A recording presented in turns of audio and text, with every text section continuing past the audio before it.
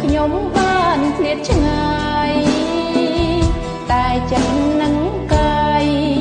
ខ្វល់ខ្វាយតែនឹកស្រមៃកន្លែងផ្ដល់សុខផុតទុក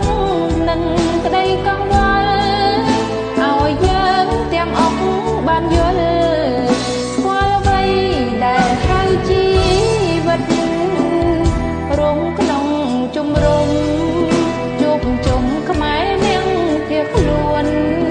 យូអិនមើលថាហេមមមួនតាមក្បួនមនុស្សធម៌ពិតពិតចែកម្ហូបអាហាររាប់អានដូចជាញាតិមិត្តឲ្យយើងរស់សប្បាយចិត្តឈប់គិតទុកសោកព្រួយភ័យកើតក្នុងសង្គ្រាម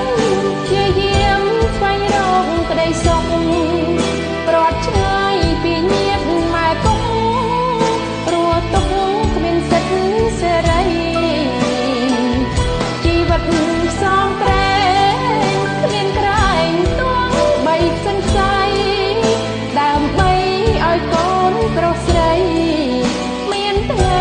នៅអនាគតមកដល់ស្រុកគេមិនភ្លេចទេត្រីខផ្លាធូទូងយើងខានញ៉ាំវាយូរតែចាំរុងជាតិកំសត់